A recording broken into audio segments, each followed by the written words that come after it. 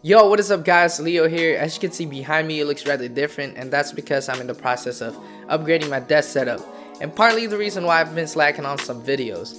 But don't worry, today I got you guys covered on another sneaker review, and today we're going to be taking a look at the NMD CS2, which I'm very excited to do, and which is a very special sneaker for me. And that's because it's my first CS2 pair in my collection. So without any further ado, let's begin.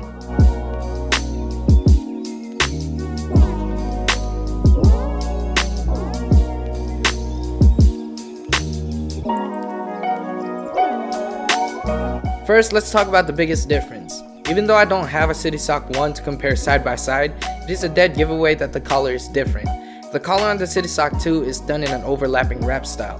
Now, I've never tried on a CS2 1, so I don't know if this style is much more effective or an improvement.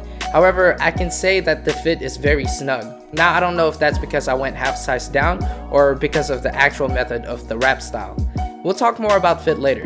Also, the pattern of the collar is done in a white and collegiate blue striping, which is the main theme of the shoe.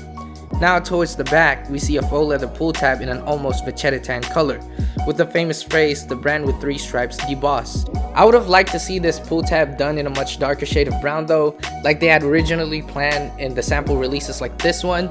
Something about this combination that doesn't quite attract me as much. Moving on, the majority of the prime knit upper is done in a collegiate blue colorway, which I'm a big fan of. Also, the upper consists of embroidered white dash lines that go against the grain of the upper's main pattern. The embroidered lines are nothing new. These are seen quite a lot with the R2s. However, instead of the whole upper receiving this treatment, only the mid-circular portion has it. Another great feature of the CS2 is the leather piece that sits atop of the Boost midsole. This matches the vachetta tan color that we see with the pull tab. I'm not as critical with this vachetta tan piece on the top of the Boost since it isn't as visible, but then again, I wish that the leathers are done in a much darker shade of brown. There's something about a brown and a navy combination that looks so attractive to me.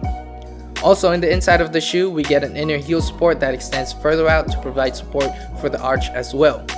Now on the midsole of the shoe, we get a much more prominent full-length Boost that shares similarities with the R2s. I'm a big fan of the removal of the EVA plugs as they mute the softness of the Boost. With this version, the midsole is much more comfortable on feet. Also, we still get that EVA plug towards the medial side, which is done in a darker shade of blue than the upper.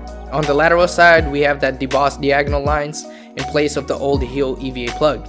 Moving on to the outsole of the shoe, we get a creamy translucent bottom, which I'm not a big fan of, honestly, because it looks a little bit out of place in my opinion. I think a gum sole or even a standard white outsole would have looked much better. Now fit wise, I went half a size down with this and it fits perfectly. Now keep in mind, everybody recommends the same to go half size down because CS2s don't have a lacing system, so it is crucial that you get a pair that fits very snug so there's no heel slippage. Like the R2s, these are more comfortable with the previous R1 midsole. I feel that the Boost is much softer without the EVA plugs on both sides. Overall, the silhouette of the shoe is pretty slick and I like the collegiate blue and white theme of the shoe. Little details like color stripes and circular detailing on the upper is a nice touch. However, some details could have been improved or should have been kept in my opinion. Based on the sample release, the leather pull tab should have stayed a darker shade of brown. Something about a cognac brown and a navy blue combination provides a classy look, as seen on many suit combinations. Another is the sole. I feel that it is out of place and a gum sole or even a standard white bottom could have looked much better. So is it a must cop? Personally, no, and that's because I fell in love with the sample release and I just don't like the alterations that the official release did. But I mean, if it suits your taste, by all means pick it up. Resale value of this isn't as bad, so it wouldn't be as hard to pick up. But yeah, if you guys enjoyed this video, hit that like button. If you're new to the channel, please subscribe. Once again, my name is Leo, and I'll catch you guys on the next video. Peace.